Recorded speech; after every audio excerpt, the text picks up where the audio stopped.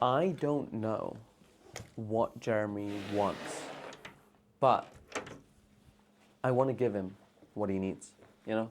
That's kind of, how life goes sometimes. Jeremy, your turn. Yeah, it's pretty simple. I want money and success, like Nice. everybody. Nice. Cool. I'm going to set a time on my phone, just in case, like, we need to run out and have, like... We have, let's take 10 minutes. 10 minutes? Okay.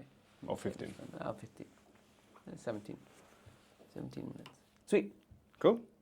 Let's make it interesting and not boring. What's behind the scenes? We see the flamboyant Munawar on stage. Yeah. It's amazing. Who is Munnawar behind this? How is it to be the face of the Clay Cup and the community at Clay in real life? This is gonna be such a boring thing to say, but like genuinely, like there's so many people involved with like every step of what we do. Owen, Sia, Yash. I made a post the other day that was like, Yash has been in Clay for like years and years, and he's actually like the face of like Clay community. When people show up to events, they're just like, oh my God, is he gonna come? I learned my first waterfall from Yash. And so like now people are like, oh, you're like the Yash of Europe. Or even worse, they say, you're Yash. I saw you, you know. And I'm like, well, we both wear earrings, I guess. Like that's one thing. So my goal, I said jokingly, tongue in cheek, is I want Yash to be known as the Munawar of the US. But your question, going back to your question, what was your question? So that's my question to you. No, the question was more like, we see this great communication that Clay has always been doing. Oh God, they're so good. To me, that's why it's such a success. But behind this, as you said, there is a bunch of people. So many. Working a lot. It's not just random being cool outside of this and being the cool kids in the GTM industry. It's a pure strategy. We've seen some of it with Bruno and Davide on stage at the conference in London. You have a role in this. How is it? Yeah, no, it's so interesting. I joined Clay, and I think it's so funny when I'm going to stand up for a second. I don't know, like maybe you can see my trousers and my shoes and, all these things. I meet people and they're like, when I say I work at Clay, and if they know what Clay is, sometimes people are like, who doesn't you're know? An artist, whatever, and I'm more like, kind of. People are like, oh, but based on the way you dress, I could tell you work at Clay. I have never been in a more stylish office in my life. Like when you go to the New York office and come to the New York office, if you are in New York, tell them Yash sent you. And then you will get the Yash from Europe. Yeah, exactly. But no, I think it comes down to essentially the people that we hire and the vision that we have. Like Varun, Kareem, Puneet, Bruno. I think they have like very strong ideas on what taste is, and they trust us to kind of carry out the vision of what taste is. Sometimes I'll be doing something and someone like high up C-suite, they're just like, I don't know if this is gonna hit. Like Clay Cup, the first time we did Clay Cup on stage in Sculpt, Bruno was kind of shook. Kareem was a little bit shook. They're like, how do you make spreadsheets interesting? That's a challenge. But we trust you. So go do it in a fun way. And we did it in a fun way, we did it in a great way. And this year, it's gonna be twice as good, 3 times as good. I've seen the elimination zone idea that you did on the second round. That was very intense. I was in it, so I can't wait for the final. What you're cooking. No pressure. Yeah, no. It's I have to, every time I meet the community, shut my mouth.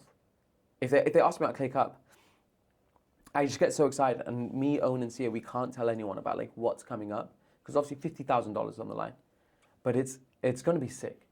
We got some really, really cool ideas, and we're going to change someone's life. 3 months from now, 4 months from now, I get to, alongside Owen, alongside Sia, we get to give someone $50,000 and say, like, your life was different before this and different after. And even if they don't win, we've already had 3 or 4 people from our cohort this year who've gotten jobs by being in Clay Cup. Because of the exposure of it. Yeah. Yeah, that's insane. Yeah. That's crazy.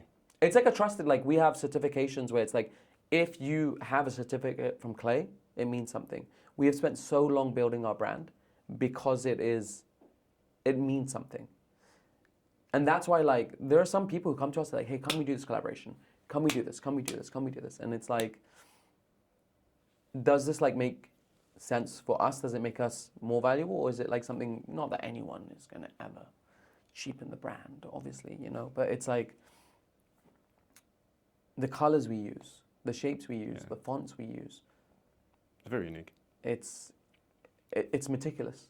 It seems like we're so like easygoing and look at him, wow, he's got long hair, like but like everything is like super important. Everything in the details. In the detail. And like not even me. Like the people who are sitting in the office right now, they don't get on camera. You know, people like Tana, people like Sarah, they're just like, they're beasts. Everyone in that office is incredible. Incredible. That leads me to the next question, because I think you're right, like the brand, and I've been following Clay for like almost 3 years now, and I've seen, obviously, you grow and hiring amazing people every time. Isn't it a challenge now that you are 300? For more than 400. 400? Yeah, my bad. Last time I checked, 300. Yeah. Oh, yesterday you checked? Yeah, yesterday. To keep this, I assume it's, of course, not the same, but it's not the same. The vibe is still here. Yeah, it's so interesting. I feel this about, I've lived in many different cities in my life, right? I've been very fortunate in my 20s. Still in my 20s. No, but like when you meet people who are American or British or even French or Italian and they move to a city in the Middle East or in Southeast Asia or even in Germany, like Berlin. I live in Berlin now. And you ask them like, and they're all like, things have changed. And when you ask them like, oh, when were things good? It's always when they moved to that city. Mm. The first year I was in the city, it was amazing. 2020, 2021. And then, you know, now with the new people who've come. That different. It's very different, you know. And I feel the same way about companies. Yeah. I think companies, if you ask any person in a company, in Meta, in Google, in Clay, you know, when was it like the best? When was the peak? It's always like between 6 months to a year after they joined, right? Because they made it good. No, they did. They genuinely did. Participate. Exactly. But keeping the vibe is very difficult. People are very intentional about it. And we hire like superstars, and we're still hiring. But things will change. It's inevitable. The people team is always talking to us about it. C-suite's very invested in this. And I've been amazed at every step of the way where other companies would have lost their culture or the vibe would have shifted, like we still have it. We can tell from the outside, still here. Yeah. I think it's time for the last question, the most important probably. Why is Paris so low in your personal ranking in the best cities? What's the problem? What's wrong? We need to know. Okay, so I've been in Paris. Okay, I haven't been home to Berlin in 7 weeks. I've been to New York, London, Manchester, Dublin, and Paris, right? And I love Paris. Amazing. And Jeremy's taken care of me for a good week, right? He's shown me around. Presenting the city, and the country. Yeah. You're right. Yeah. The ambassador.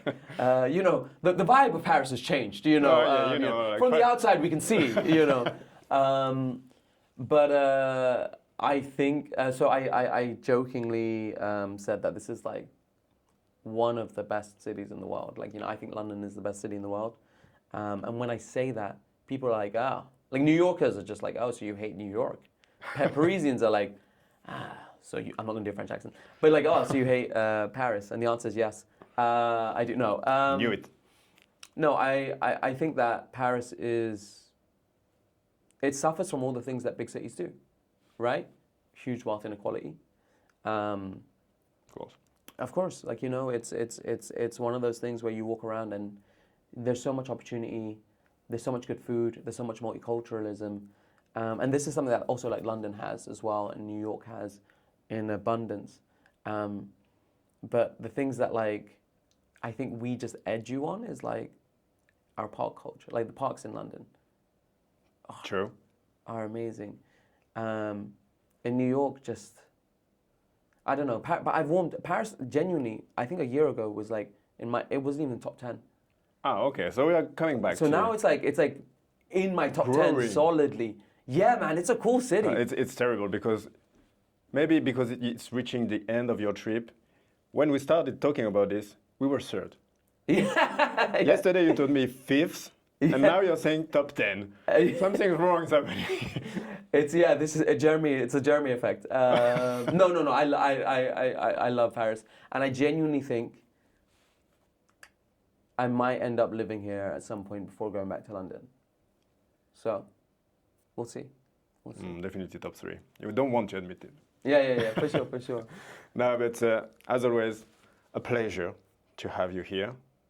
I'll continue working to make this ranking better and better. You have to come back.